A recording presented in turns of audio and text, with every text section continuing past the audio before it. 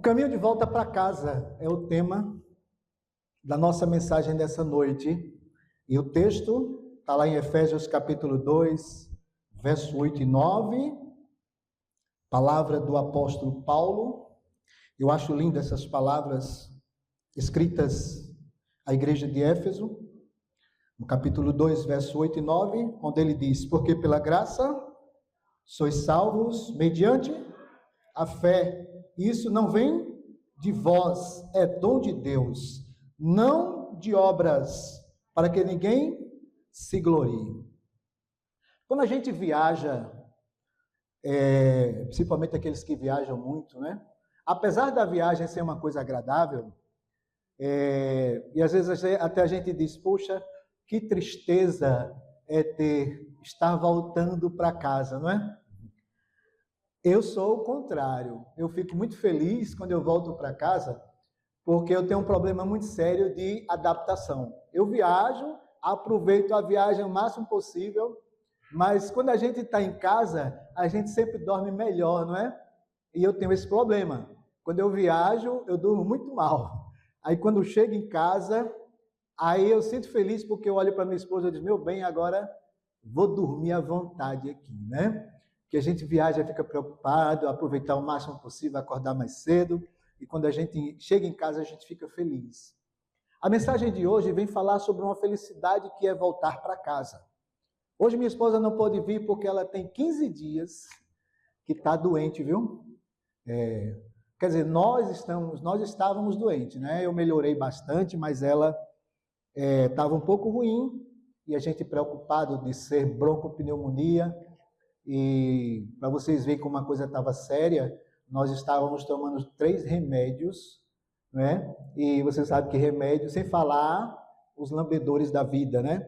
Que o povo faz e manda para a gente tomar. Mas graças a Deus, ela já está bem melhor, tossindo um pouco, mas está bem melhor, né? E eu, graças a Deus, uma imunidade não muito baixa, mais forte um pouquinho do que ela, me curei bem antes, não é?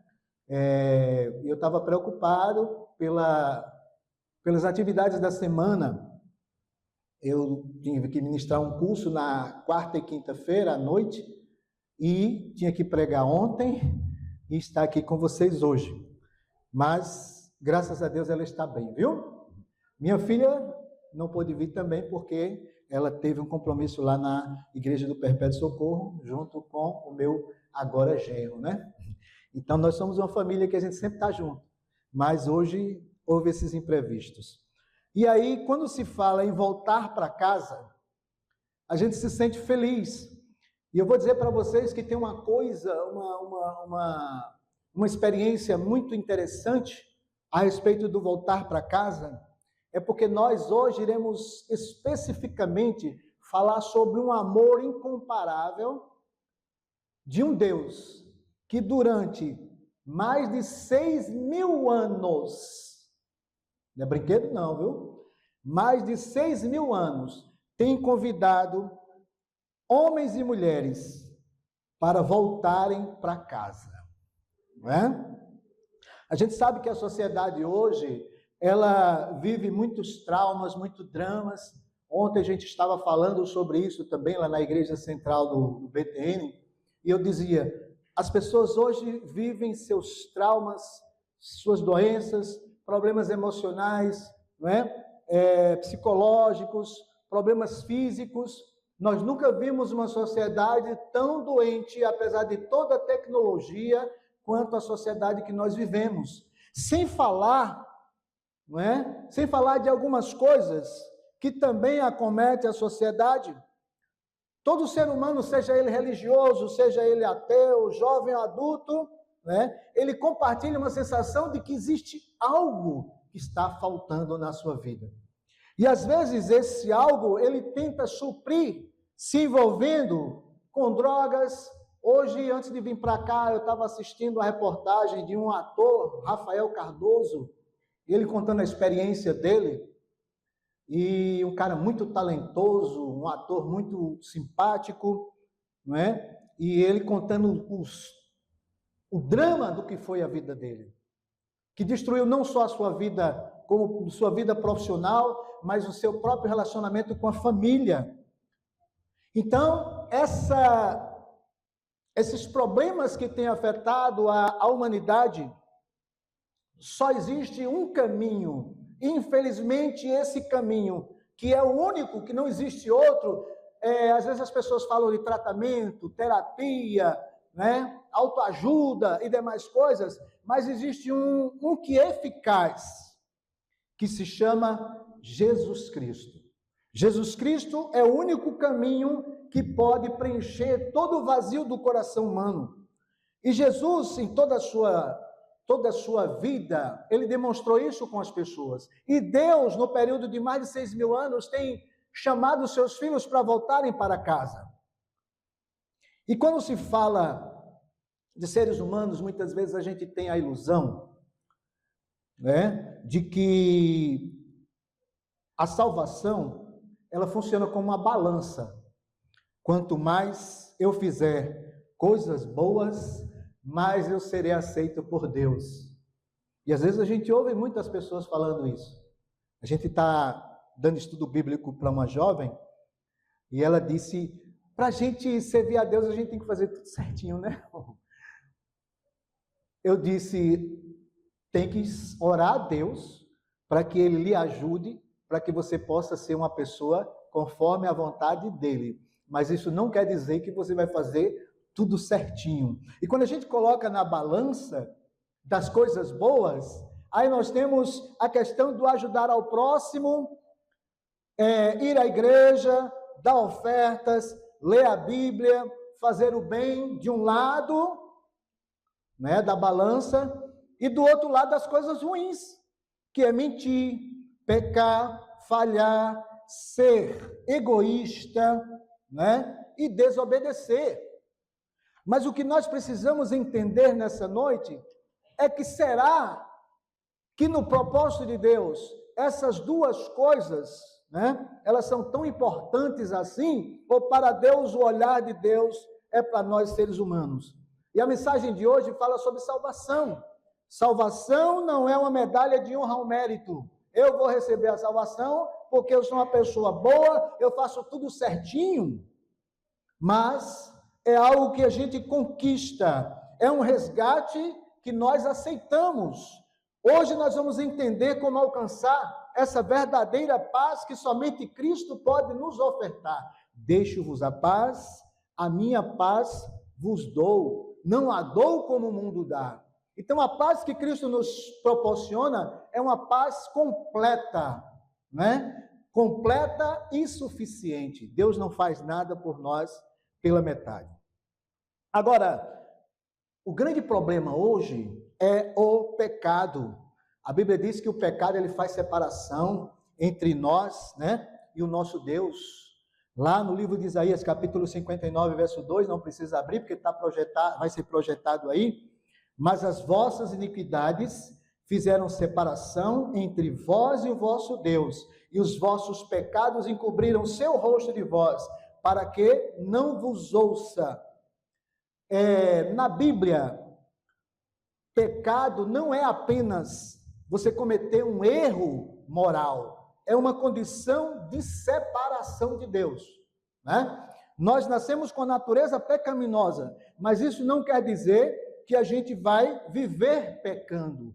A separação de Deus é que faz com que nós vivamos uma vida de pecado. Então o segredo é, quanto mais próximo eu estiver de Deus, mais eu estarei imune à ação do pecado na nossa vida. E quando se fala em pecado, nós sempre lembramos de nós seres humanos, que humanamente somos insuficientes, né, para viver uma vida em conformidade com a vontade de Deus. E aí nós temos algumas coisas que fazem com que muitas vezes a gente tenha até medo de Deus. Eu lembro da história de Adão e Eva, quando a gente fala de medo de Deus, eu lembro da história de Adão e Eva, que após eles serem criados, Deus deu um curso para eles, né, de tudo que eles deveriam fazer, de como eles deveriam se comportar, como eles deveriam ser. E aí Deus faz algo interessante quando se diz em amor de Deus pela raça humana. Deus dá a eles o privilégio e a oportunidade de escolherem, depois de tudo aquilo de bom que Deus proporcionou, se eles permaneceriam fiéis a Deus ou se eles não permaneceriam fiéis e seriam desobedientes. E aí, logo após Eva ter pecado, Adão também ter pecado, a primeira coisa que aconteceu com eles foi se esconder de Deus. E o esconder tem tudo a ver com o sentimento de culpa por algo que havia feito de errado. E a pessoa que se afasta de Deus, ela começa a perder todo o sentido da vida e propósito. Por isso que a gente falou no início que ela começa a buscar outros meios para que essa sua insuficiência, essas suas necessidades sejam supridas. Ninguém consegue cruzar esse abismo por seu esforço próprio. Não é educação, não é cultura, não é exercício da vontade, não é esforço humano, não é correção externa, nada disso. E a gente, às vezes, até tenta, né? Às vezes a gente começa a dizer, eu vou ser diferente, eu vou fazer diferente, esse ano eu vou ser assim, olha, eu vou me afastar dessas coisas, eu não vou mais fazer isso, e de repente você está fazendo de novo. Sabe por quê? Porque nós estamos fazendo um compromisso errado. O compromisso que a gente tem que fazer é, Senhor, me ajude para que eu possa vencer esta natureza que me distancia tanto de Ti. E aí, gente, irmãos, tudo que a gente fizer vai ser uma coisa espontânea, vai ser fruto da nossa relação com Deus. Jesus diz, sem mim nada podeis fazer, nem os nossos desejos de mudança, eles podem se tornar reais. Mas quando nós estamos ligados a Jesus, as coisas começam a acontecer. A escritora norte-americana chamada Ellen White, no seu livro Caminho a Cristo, lá na página 18, ela diz, é impossível escaparmos por nós mesmos do abismo do pecado em que estamos submersos. Nosso coração é ímpio e não podemos mudá-lo. A educação, a cultura, o exercício da vontade, o esforço humano, todos têm sua devida esfera, mas aqui são impotentes. Podem criar uma correção externa de conduta, mas não podem mudar o coração, não podem purificar as fontes da vida. É assim que a coisa funciona, buscar a Deus. E aí a solução é uma ponte chamada graça.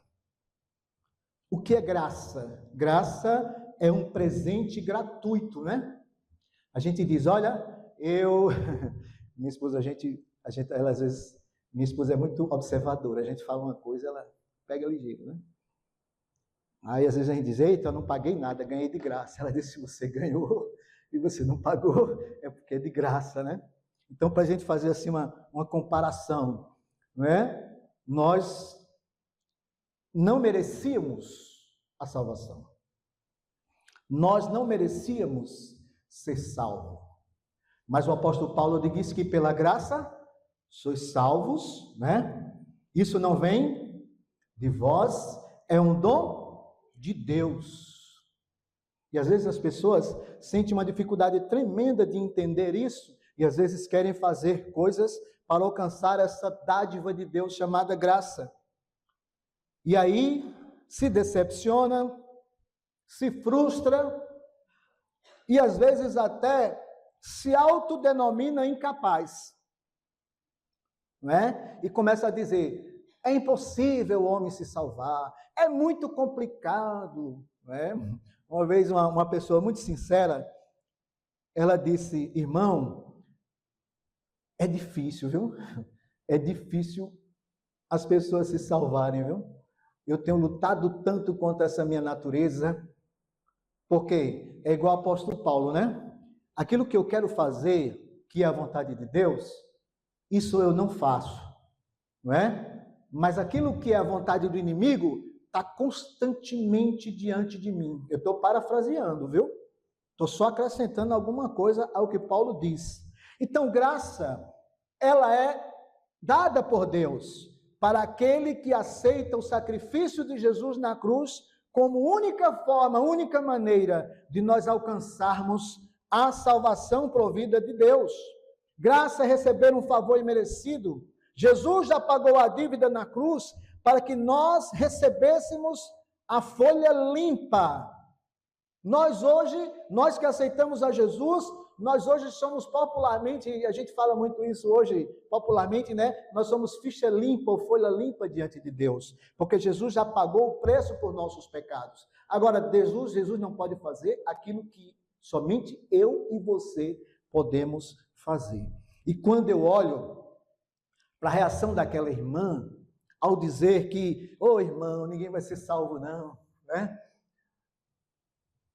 Eu concordo com ela 50% e discordo 50%. Porque, na realidade, irmãos, por nós mesmos se torna algo impossível. Agora, nós não podemos desistir, não é? Por quê? A graça de Deus, ela está disponível a todos nós. Uma vez eu estava pregando na igreja e tinha um casal de visitantes. Quem está nos visitando nessa noite aqui? Sejam bem-vindos, né? Tinha um casal de visitantes e quando terminou a pregação, que eu fui lá para frente, ele foi apertar minha mão, aí ele olhou assim para mim e disse, pastor? Aí eu disse, não sou pastor não. Mas diga aí. Aí ele olhou para mim e disse, o senhor falou aí sobre salvação, mas é uma coisa tão complicada para nós que vivemos no mundo hoje, nessa sociedade bombardeada por tantas coisas, né? Eu disse, mas a gente consegue. É só a gente se colocar nas mãos de Deus. E ele disse, eu vou começar a fazer aquilo que o senhor falou aí na pregação. Eu vou começar a buscar mais a Deus. Eu vou começar a orar mais a Deus. Eu vou começar a pedir mais forças a Deus. E graças a Deus, irmãos, ele diz que cada vez que ele está na igreja, ele diz, olha, eu tenho vencido uma provação a cada dia, viu? Eu digo amém por isso. Então, se graça é um presente de Deus, e se Deus é perfeito, e se Deus é amor, Deus também transforma aquele que se coloca diante dele e abre seu coração. E a gente tem orado muito, não só por esse casal, mas também pela pessoa que nós estamos dando estudo bíblico, porque ela tem muitas dúvidas, não é? E ela pergunta muita coisa. Eu digo, olha, deixa eu dizer uma coisa para você. Muitas coisas que a gente pensa, a gente fica maquinando na nossa mente, não está escrito na Bíblia. O que está escrito na Bíblia é o suficiente para a gente entender como é que funciona o plano de salvação de Deus para nós. É tanto que a gente vai passar 1000 anos no céu, entendendo muitas coisas que para nós, hoje, são dúvidas. Ela disse, 1000 anos? Eu digo, Ela disse, que bom, né? Então, todas as dúvidas serão sanadas. Né? E aí ela se conformou mais. Mas ela pergunta muito, ela tem muitas dúvidas. Mais um texto da escritora norte-americana, eu gosto muito dos textos de Ellen White, porque a Bíblia é um livro completo, né? A Bíblia é a revelação de Deus, e os livros de Ellen White, né, é uma inspiração de Deus para nos revelar algumas coisas que talvez a gente tenha dúvida, que não foi muito bem explanado na Bíblia, porque apesar dela ser completa, mas nem tudo a gente vai encontrar na Bíblia. Às vezes as pessoas perguntam para a gente, mas onde é na Bíblia que está falando sobre isso? Não é? Eu digo, não está falando sobre isso, mas você entende pelo texto da Bíblia que é isso. Uma coisa bem simples para a gente entender. Se você começa a ler a Bíblia, lá em Gênesis, você vê que o livro de Gênesis não fala que os Adão e Eva eram imortais. Não está lá. Mas aí quando você vê Deus dizer que se eles comessem do fruto proibido, certamente eles morreriam, então não existia morte, né? Eu falando isso para a jovem lá, toda curiosa, e ela disse, é verdade.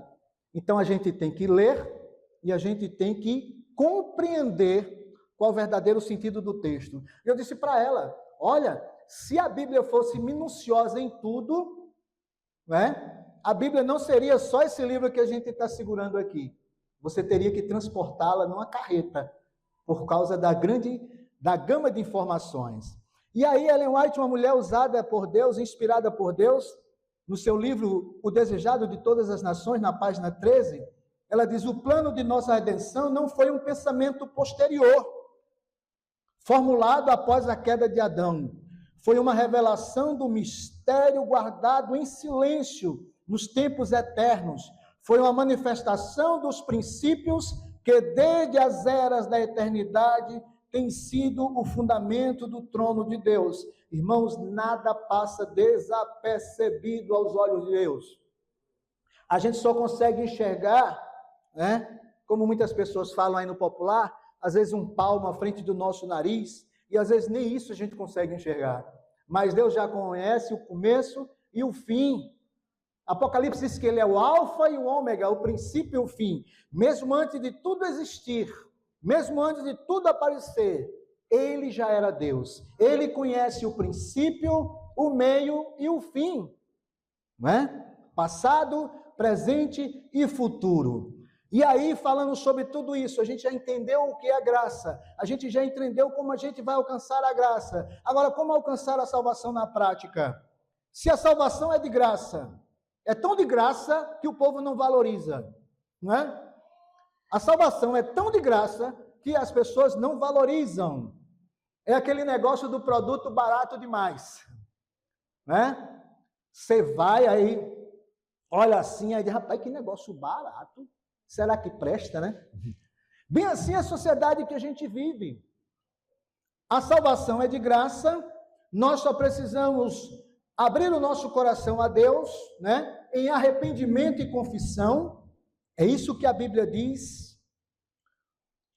Lá em 1 João capítulo 1, verso 9, se confessarmos os nossos pecados, ou se abrirmos o nosso coração a Deus, em arrependimento e confissão, Ele é fiel e justo para nos perdoar os pecados e nos purificar de toda injustiça. Esse é o primeiro passo, arrependimento e confissão. O segundo passo é aceitação pela fé.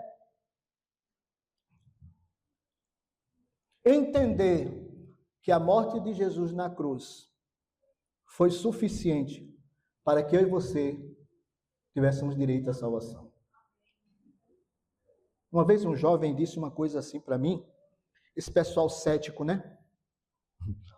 Ele disse, rapaz, fica difícil a gente acreditar que Jesus era Deus. Acho que vocês já ouviram isso, né? É impactante. Aí ele disse, é difícil a gente acreditar que Jesus era Deus, porque como é que alguém vinha morrer? Como é que Deus ia descer do céu, né? Ser humilhado, ser crucificado em favor das pessoas, em favor de mim, que não valho nada. Eu digo, é aí que está o grande amor de Deus. Eu digo, olha, deixa eu dizer uma coisa para você. Se as pessoas compreendessem verdadeiramente o amor de Deus, irmãos, nós não teríamos um mundo da forma como as pessoas vivem hoje, viu? As igrejas estariam cheias de pessoas sedentas de salvação. As pessoas estariam aqui chorando, se humilhando, abrindo seus corações a Deus, pedindo perdão pelos seus pecados e aceitando a Jesus como seu Salvador. A Bíblia diz que as coisas de Deus parecem loucura para aqueles que não creem, mas para os que creem é o poder de Deus.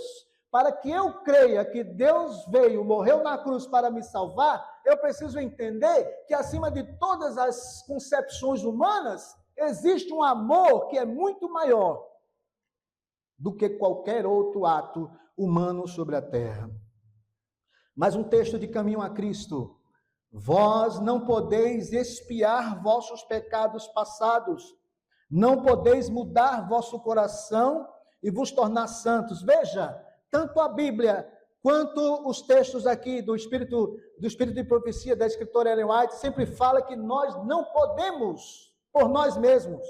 E ela continua, mas Deus promete fazer tudo isso por vós, mediante Cristo. Vós credes nessa promessa, confessai vossos pecados e vos entregais a Deus. Se credes na promessa, Deus cumpre a sua palavra. Amém, irmãos? Que coisa linda, né? Se nós cremos nessa promessa de Jesus, que Ele é capaz de nos salvar e nos transformar, assim o seremos. E aí o terceiro passo, uma entrega diária. É uma batalha diária. Não é? Cada dia, a minha oração tem que ser a oração do apóstolo Paulo, né? Vivo não mais eu, mas Cristo vive em mim.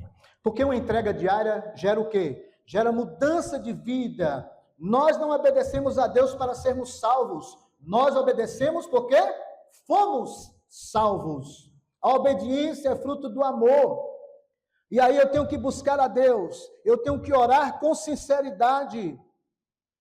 Eu tenho que amar e servir ao próximo. Eu tenho que caminhar diariamente com Jesus. E aí sim,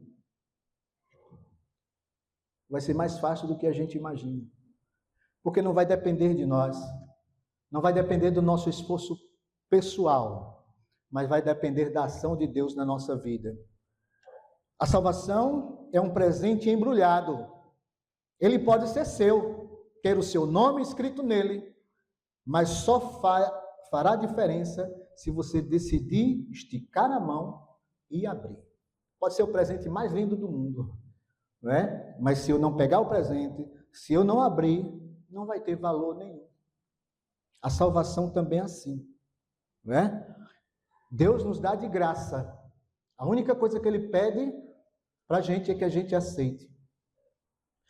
E é uma luta muito grande a gente tentar explicar isso para as pessoas, porque as pessoas elas têm uma visão assim muito diferente, né? E muito deturpada a respeito do amor de Deus e da salvação. De um lado tem aquelas pessoas que acham que não tem mais jeito, que é isso mesmo, que acabou, olha as bênçãos chegando aí, né?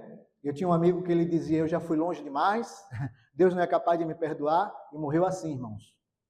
Tem gente que diz, eu ainda não estou preparado, eu ainda não me sinto preparado, isso já se passaram anos e anos. Tem um amigo meu, que ele já estudou a Bíblia várias vezes, e ele veio com essa conversa para mim, e eu disse, meu irmão, já tem mais de 15 anos que tu está estudando a Bíblia, né? Já tem mais de 15 anos que tu frequenta a igreja, não é? E você ainda não se sente preparado, e aí, quando é que você vai estar preparado? No dia que a morte bater a sua porta, e às vezes ser tarde demais? O conselho para o não cristão: você não precisa se consertar para vir a Jesus. Venha como você está, e Ele transformará o seu coração. Não é? Meu amigo podia ter morrido nos braços de Jesus. Eu não sei, eu não estava lá no último suspiro dele, eu só soube que ele havia morrido, mas quem sabe ali no último momento ele tenha tomado a decisão, ou não, né? Ou o preconceito, ou a dúvida foi maior do que a decisão. E para nós que já aceitamos a Jesus na nossa vida, deixe de lado o fardo do legalismo, descanse nos méritos de Cristo hoje. Jesus, o Apocalipse, né? Jesus revelando lá no Apocalipse, ele diz, eis que estou à porta e bato, se alguém ouvir a minha voz e abrir a porta, entrarei em sua casa, cearei com ele e ele comigo. A escolha é sua, a escolha é hoje. Jesus te ama e espera por você. E aí você só precisa receber esse presente da salvação. Alguém certa vez estava conversando comigo e ele disse, mas a luta da gente é tão grande, né? Um irmão nosso, né? Ele disse, mas a luta da gente é tão grande, é tanta dificuldade, é tanto problema, é tanta doença. Eu disse, mas eu vou lhe dizer uma coisa, irmão. Quando Jesus voltar e a gente subir para o céu, é igual aquela música, né? Ao olhar para trás, vejo o que passou, né? Quero agradecer. Eu disse, quando você chegar no céu, e você vai ver que cada luta, cada batalha, cada sofrimento, cada renúncia valeu a pena. Não é? Porque não só são 1000 anos, é uma eternidade. A gente gosta dessa vida aqui tão curta, né? Tão curta. Hoje eu vinha com minha esposa e eu estava dizendo, meu bem, esses dias eu tenho lembrado de pessoas que faleceram. Interessante, né? Mas quando a gente está doente, a gente fica mais sensível. E eu estava lembrando de pessoas que faleceram. E interessante, irmãos, que a gente vê o rosto daquelas pessoas. Aí eu comecei a pensar, a última morte foi a da tia Bill, né? Que causou assim uma tristeza muito grande na gente. E aí veio a morte do meu pai, veio a morte de uma pessoa muito amiga nossa, Antônio Galdino, e tantas outras pessoas, irmãos nossos da igreja, não é? E a gente começa a imaginar, poxa, como estava essa vida das pessoas diante de Deus? Qual a decisão que elas tomaram antes da morte chegar? Algumas delas cristãs fiéis, né? Tementes a Deus, pessoas comprometidas realmente com Deus. Eu lembro que eu brincava muito com o Bill, né? Eu digo, Bill, quando eu cheguei na igreja eu ia até mexer com Elias. Eu digo, Bill, se eu chegar no céu e não lhe encontrar, eu vou ficar muito triste. Ela disse, tão vergonha na cara, rapaz. É mais fácil eu não lhe encontrar lá. Né? E a gente brincava muito quando eu cheguei aqui. Elias estava orando, eu ia passando, eu ia mexer com Elias. Eu disse, Elias, eu só vou ficar feliz se eu chegar no céu e encontrar você lá, viu? Né? E todos vocês, irmãos. A vida aqui é passageira. A gente só vai ter a certeza e a alegria de que valeu a pena ter aceitado a Jesus na nossa vida quando essa promessa de Jesus se cumprir para nós. Quando ele voltar nas nuvens do céu e você olhar para tudo aquilo que você passou aqui na terra e você entender que toda renúncia que você fez valeu a pena. Eu oro por aquelas pessoas que às vezes ficam colocando, né, justificativas, eu ainda não estou preparado, não é meu tempo ainda, eu tenho que abandonar isso, eu tenho que abandonar aquilo. Eu disse, entrega o teu caminho ao Senhor, confia nele e ele fará. Que você saia daqui com essa certeza, viu? Que a graça já lhe alcançou, mas continue segurando esse presente de Deus, que nos é dado, não porque nós merecemos, porque nós somos os mais bonitos, os mais lindos, os mais perfeitos, mas unicamente porque Ele nos ama e Ele quer nos salvar. Em nome de Jesus. Amém. E que a gente possa abrir o nosso coração a Ele, depender mais dEle e deixar que Ele realize em nós o seu querer e a sua vontade. Vamos orar. Grande Deus e Pai,